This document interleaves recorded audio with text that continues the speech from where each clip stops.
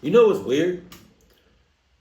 I'm subscribed and I have post notifications on for the Marvel YouTube channel, and I thought I saw a notification that said Dare. I thought Marvel posted a second trailer or an official trailer for uh, Daredevil Born Again, and I thought I saw it, but I had to do something. What took most of the day, and I'm just like, what happened? I don't see it no more. So did they upload it by mistake, or am I tripping? Oh no. Oh no. But we got Mr. Nightmare, so let's go. So, yo, got your snacks, your cuddle buddy, and yellow Adidas. Chat, chat. Anthony, This Jesus. happened when I was 18. I'm 22 now. I live in San Antonio, Texas. It was my senior year of high school, but this was when COVID just started blowing up, so everything began to shut down, including my school. Even though everyone was supposed to be staying home and being in quarantine, my friend group and I were going out more than ever. There wasn't much to do since all the non-essential businesses were closed. But one thing about me, I love urban exploring, or exploring haunted places. To this day, I still do. I'm not one to scare easily. I've had a couple experiences with the homeless, cults, even had a gun pointed at me, but nothing compared to how odd and creepy this one instance I came across while exploring was. Moving forward, around this time, I started talking to a girl who I had a class with in high school. Her name was Clarissa. If it weren't for her matching my alibi... Clarissa? That sounds an awfully like an awful and wait. That sounds like an awful how you say? An awfully I wanna say that sounds like an awfully like but that don't make no sense. That sounds a lot Clarissa sounds a lot like club. What happened this night, I'm sure none of my friends would have believed me. We were still kind of freshly dating, but I somehow convinced her to explore a wooded natural park at 3 a.m. here in San Antonio. Wow. The park is called O.P. Schnabel. It's relatively nice, safe, and very scenic during the day. Yeah. I bet it is.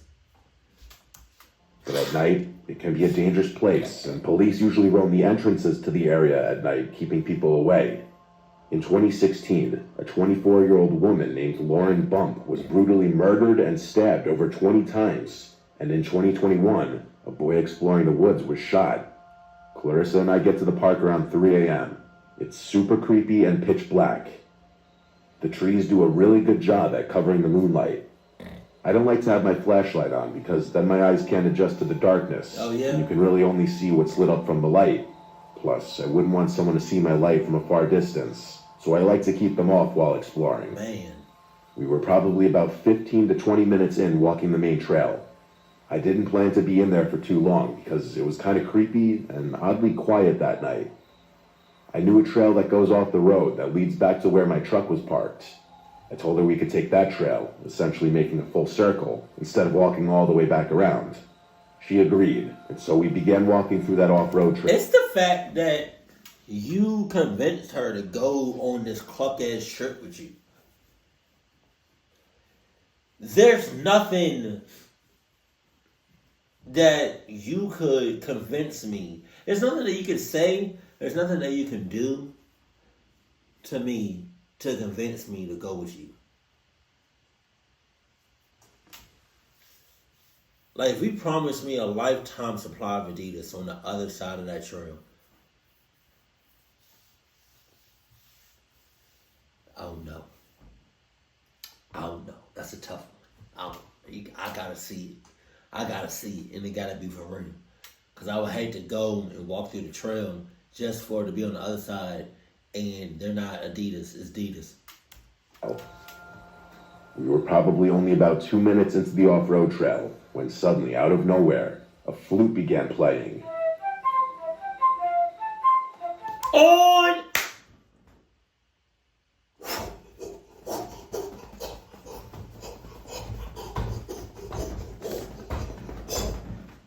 On me. I'm not asking no questions. I'm not asking no nothing. I'm not looking around. I'm not checking shit out.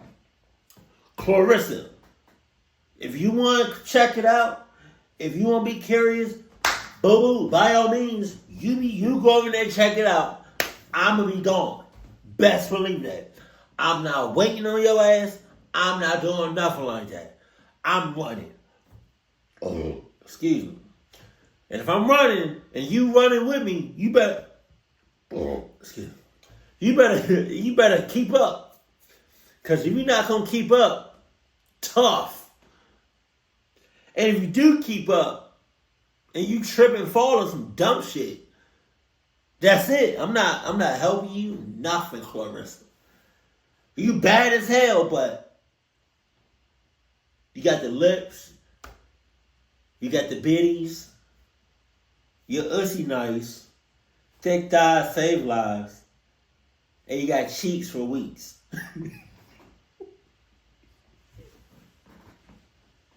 Right, you got the whole nine going on, but baby, in a cluck ass situation, I'm out. I'm out. I don't care who it is. I'm leaving you, like, on me. Clarissa and I stopped dead in our tracks and looked at each other, just listening. Man. Whoever was playing it, it was super in cadence and sounded like it was playing some sort of piece of music. However, there was no time for me to process that it may have sounded good. It was creepy as fuck. As I said before, I don't scare easily, but 15 seconds into the flute solo, Clarissa began trembling in fear and on the brink of crying. I was kind of just listening, but when Clarissa started praying to God to save her and forgive her for her sins, that's when I realized the severity of the situation. To be clear, it was super hard to pinpoint where the sound of the flute was coming from. It sounded like it was coming from the direction of the previous main trail, which was parallel to where we were. Yeah, and it sounded like it was coming from behind me because I'm running away from wherever that shit is coming from. With about maybe 30 to 50 yards of woods in between, but it was getting louder and closer, to the point where it sounded like the sound was right on top of us. Clarissa couldn't even focus because she was so scared, so I knew I had to man up and get us out of this situation. This is gonna sound corny, but that's crazy how the flute keeps goddamn playing. You would have thought the flute would have made like a like something short. He's still playing it. I told her, don't worry, I'm not gonna let anything happen to you. My ass. I told her that we should run down the off-road trail to get away. So we did. We began to sprint. I believe the flute stopped playing, but it was hard to notice because I was more focused on getting the hell out of there. We only got about 30 feet, when out of nowhere, we heard the rustling of bushes and the snapping of leaves and twigs before something big dashed across the trail right in front of us. Now, this could have very well been a deer or some sort of bigger wildlife, but it was so strange because I could almost feel the size of whatever was in front of us. I don't know if it was from the wind or what. The only thing is, I never saw a silhouette or a shape of anything in front of us. Another strange thing is, I didn't hear it coming and I didn't hear it run away. I only heard the dash right when it was right in front of us. As soon as we felt and heard whatever dashed across the trail right in front of us, we obviously turned back around and bolted in the other direction until we got back to the original point where we heard the flute.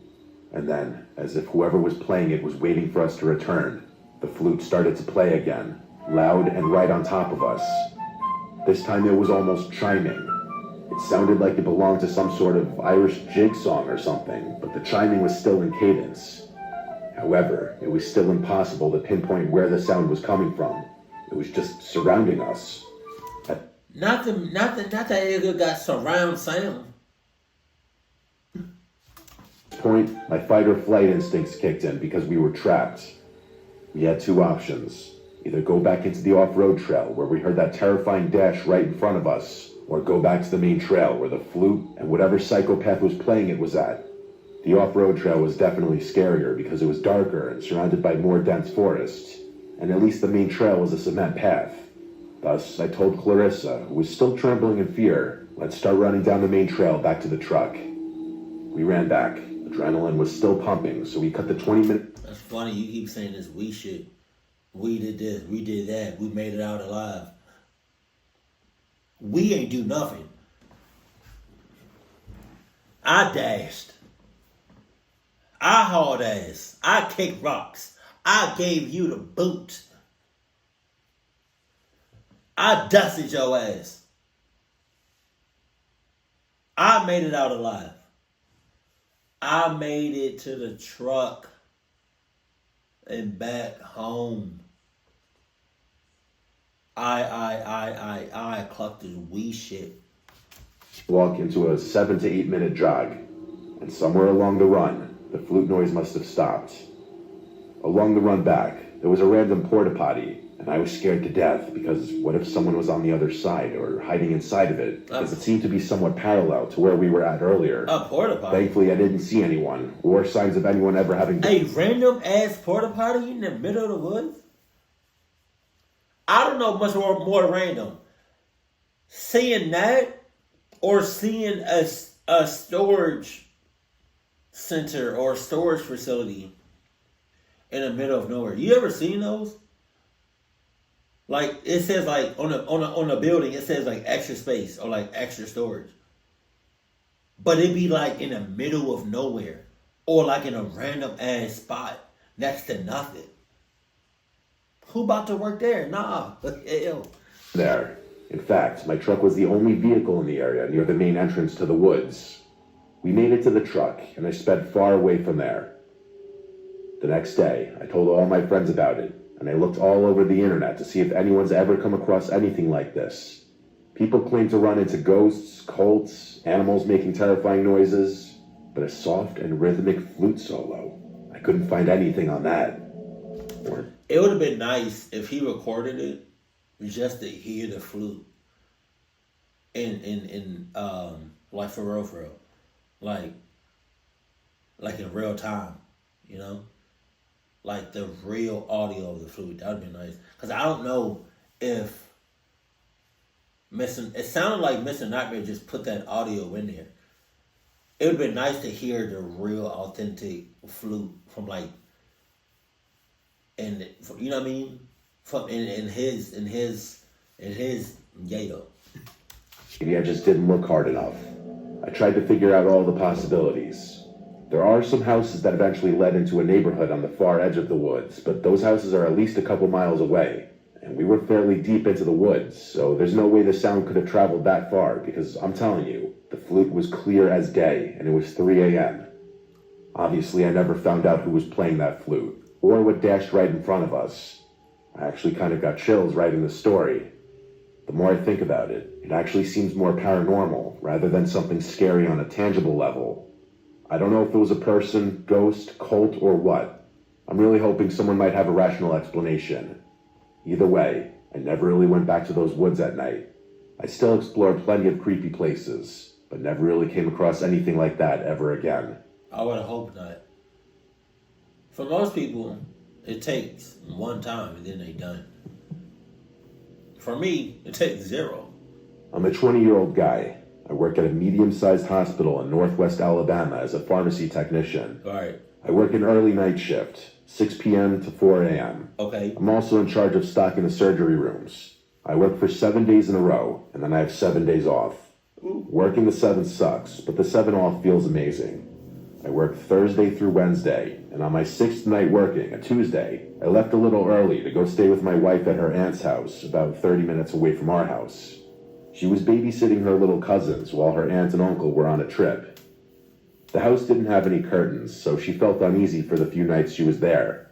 I didn't go with her at first because it was during my work week, and she told me there was really no point if I was going to get there around 5 a.m. and then go to sleep once the sun started to rise. But on her last night babysitting, she felt extremely anxious, so I told her I was coming over. She is stubborn, but she thanked me and felt so much better once I arrived. Working the night shift for the last 2 years has really taken a toll on me mentally, and I think I've started to develop some slight insomnia. I literally could not go to sleep after getting to my wife's aunt's house. This isn't anything new, but I had never stayed up for more than about 28 hours before. Because you still lost me at having no curtains or blinds. The hell? Even if I wanted to, I couldn't sleep because we had a really big day ahead of us.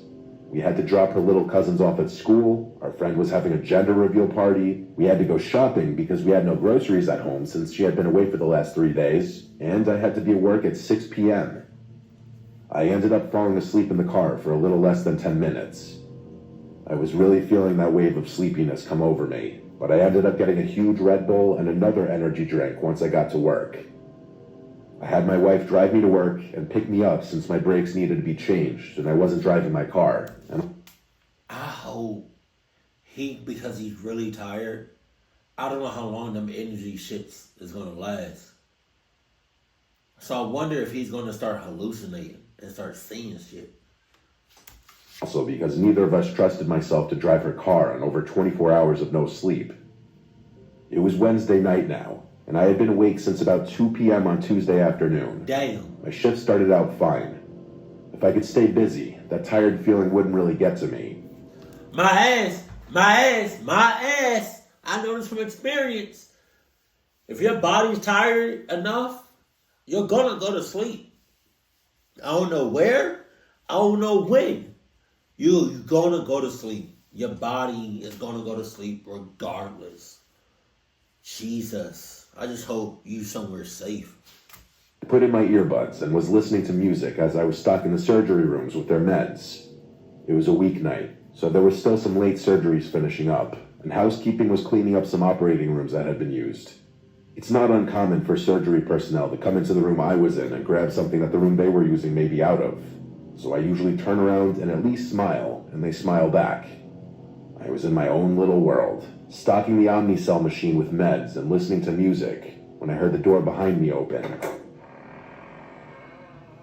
There was that distinct high-pitched squeal when a door needs its hinges to be oiled.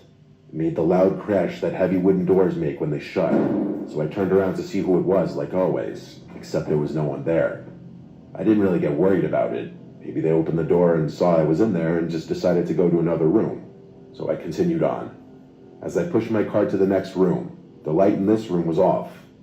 I opened the door, and I swear, I saw someone hunched over by the Omnicell machine, digging through the sharps bin.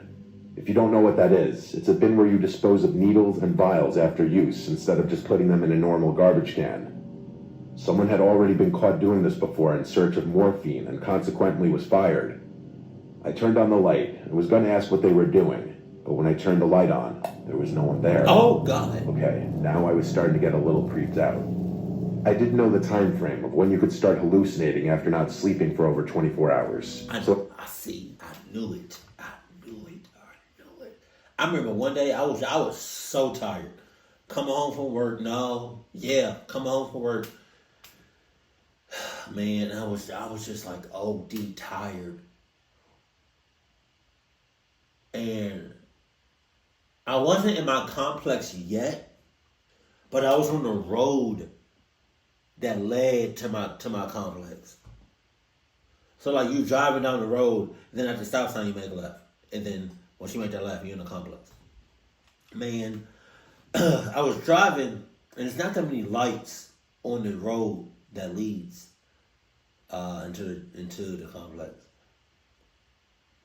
But I was driving, and I could have sworn, I didn't swerve, thank God, but I could have sworn I saw an owl, O-W-L, owl, just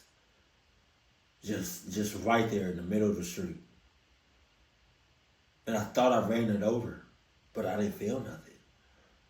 And then right when I passed where I thought I hit it, I was looking in the rearview mirror, I ain't see nothing.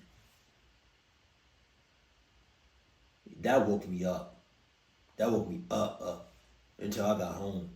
Man, that was kind of scary because I don't know if that was my first time hallucinating, but like, man. Just told myself I was probably seeing things and needed to just calm down. Oh, go to sleep. I finished up stocking surgery with no other occurrences and headed back to the pharmacy. At 2 a.m. every night, we have to deliver patient-specific medications to the nurses' station. I'm going to use the 5th floor as an example of how the floors are laid out, but each floor number corresponds with which floor they were on.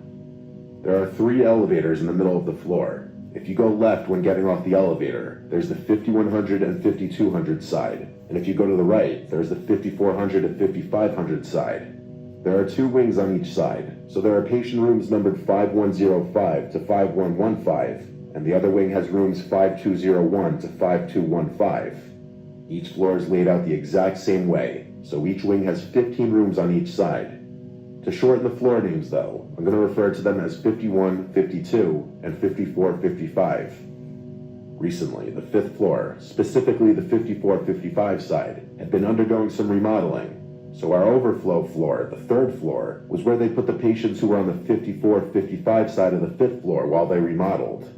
The 54, 55 side was empty because there weren't that many people in the hospital that night. I made my way up the hospital, delivering meds to the nurses' station floor by floor, until I got to the 5th floor. I went to the 51, 52 side, delivered the meds, and decided to go check out the progress of the 54, 55 side. As I went over there, I just got creeped out. There were no nurses, no patients, just the long, empty hallways. The surgery rooms are already empty and desolate most nights, so I'm used to walking around down there no problem. But seeing empty patient rooms just creeped me out. I walked slowly down the 55 side. I heard a noise that sounded like one of the hospital beds rattling. As I passed 5512, I quickly found out what the noise was. As I looked into the rooms, I saw an old man violently shaking as if he was having a seizure. Blood was running down his eyes, nose, and out of his mouth. He was making this gargling, groaning sounds, almost like the sounds the zombies in The Walking Dead make. Oh yeah? If that's the case, I'm out! Tough! A monitor was frantically beeping like it does when a patient is coding. My heart dropped when I saw this, and I took a quick step behind the doorframe. I immediately stepped back into the room as I realized this man was in desperate need of medical attention. But when I looked back in there was no man. Oh my God. This bed was clean and made.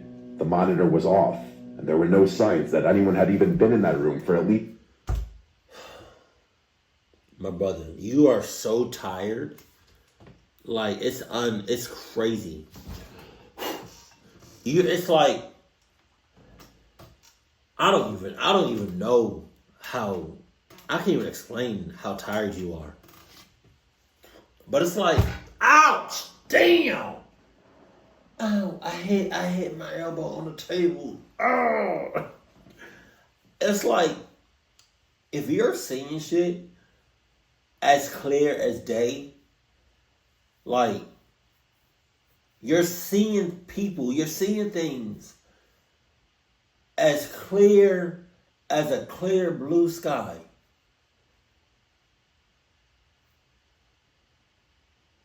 And there's nobody there. My brother, you more than tired. Like, your soul is tired. Like, I don't understand. Like, or you get some, either that or like you got some club vision or some shit. The whole day. I thought at that point I was for sure hallucinating. I quickly made my way back over to the elevators, and I made my way back down to the 1st floor where the pharmacy is.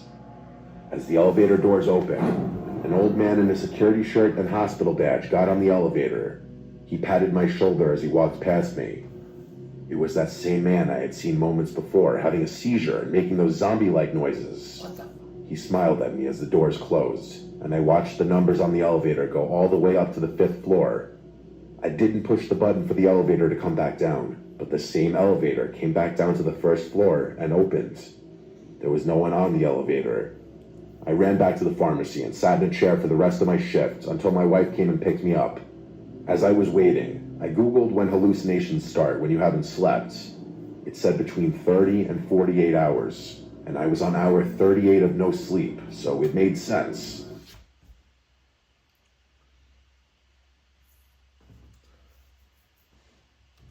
Get you some get you some Adidas pills. Or like some Adidas shits to help you go to sleep. Please. Sleep is so important. If you don't know where to get it from, come DM me and I got you. I'm gonna send you the link to get you some Adidas pills so you can go to sleep. Not for good, but you're going to be asleep for a while.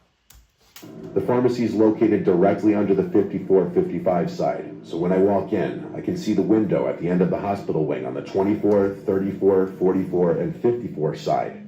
Sometimes, as I wait on the elevator on that side to go back down to the pharmacy, I look out the window. As I was walking out to my wife's car, I looked back up at the 5th floor window and saw the same old man looking at me through the window. I got chills as I got into my wife's car. I didn't say anything about what I saw that night. I'm not sure why I would have hallucinated that specific man, as I've never seen him before, and even if I have, he has no significance in my life whatsoever. I'm still not sure, though, if that was even a hallucination, or if what I saw that night was real. It certainly felt real. I went to sleep immediately after getting home. Did you? I've not seen that man again, but this was just under 2 weeks ago. You either that was paranormal, or you gonna see that man in real life one day. Michelle! I'm sorry.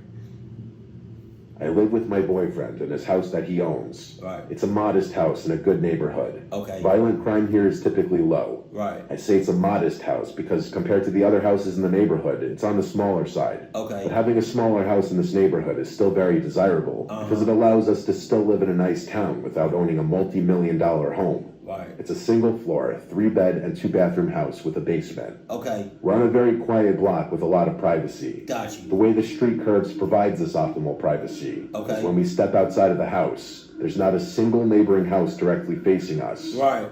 There are 8 houses total on our block. Further down the block is a small wooded area. My boyfriend Mika was away one weekend in Vegas for a bachelor party last October. I was alone from Thursday to Monday. Friday after work, I had some of my girls over for a wine night. At some point while we were in the living room watching scary movies, the doorbell rang. We all went quiet and looked at one another with the same faces. The doorbell ringing late at night while watching a scary movie almost felt not real. I went to go sneakily see if I could see who was Why does scary shit happen in real life when you watching a scary video or a movie? Why does that happen? outside on the porch, but I couldn't get a view from the window. There is a tiny glass panel at the top of the door, so I peeked through it. There were like 4 cars in the driveway. They had to know people were home, but I didn't see anyone on the porch.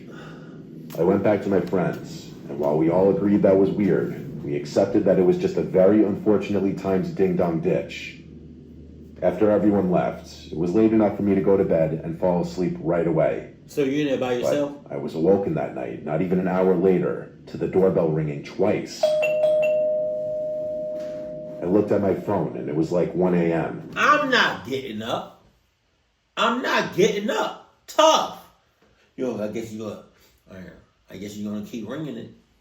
I guess you're gonna keep knocking on the shits. I'm not getting up. I'm not. If I get up, I'm beating somebody's ass. No one belongs outside your door at this hour. I immediately called Mika, and he picked up, sounding really drunk in a loud bar. Jesus. He had to go to a bathroom to be able to hear me. Once he heard me, he told me to just stay in the bedroom and not open the door to anyone. He never once suggested calling the police, so I refrained from doing that for now. We ended our call, and I tried to just stay calm and go back to sleep.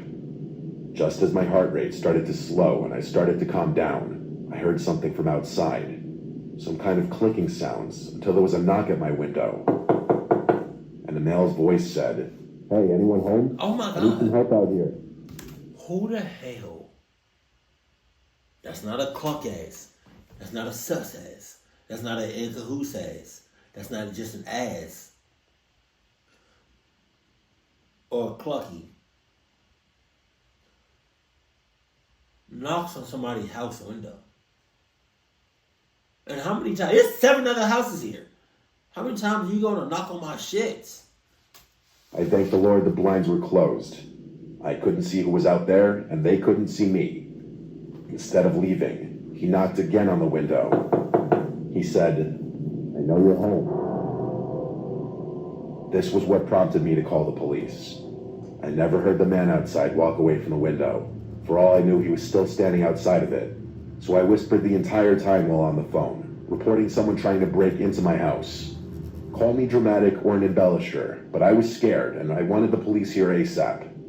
Within 5 to 10 minutes, the doorbell rang again, followed by loud knocks. I went out and approached the front door and asked who it is. A male's voice said, Why? Why did you do that? Why did you say, Jesus Christ? You could have looked on top of the shits. Like on top of the window where the glass was. You could have done that. It's the police. It was a different voice from the other guy. I looked through the glass and confirmed it was a couple police officers. I opened the door for them, and right off the bat, the taller officer in front walked right into my house without my even inviting him in. Okay. He said they were responding to my report of a disturbance, and I said there's a man lurking around. You couldn't say that before. You couldn't just say that outside the house. Why did you walk in like that? I don't like that. Hold on now. House, ringing the bell and knocking on my window. I don't want to make a big part of my recounting this story about this particular police officer, but he was the rudest man I'd ever met.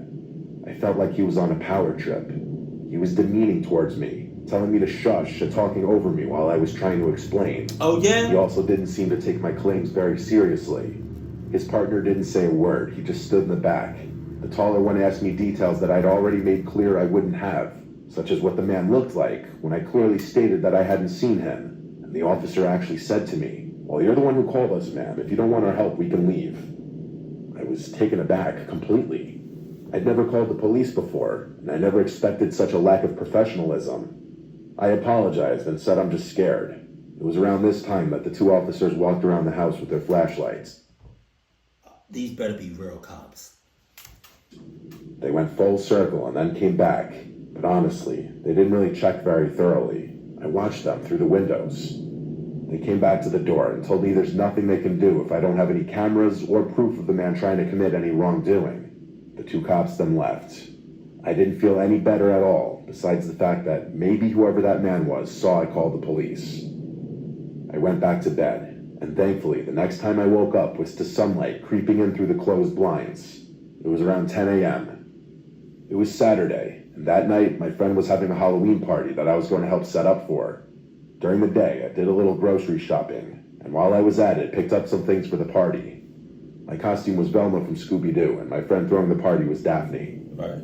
I got to her house around 6 p.m. The party started at 9, and it really picked up around 10:30. I was there pretty late, like I probably left her house a little after 1 a.m. I was good to drive, as I didn't really drink much besides a few beers. When I got home, I immediately noticed a cool draft in the house.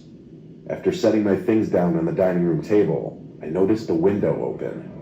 I went to shut it, trying to remember why I would have opened it.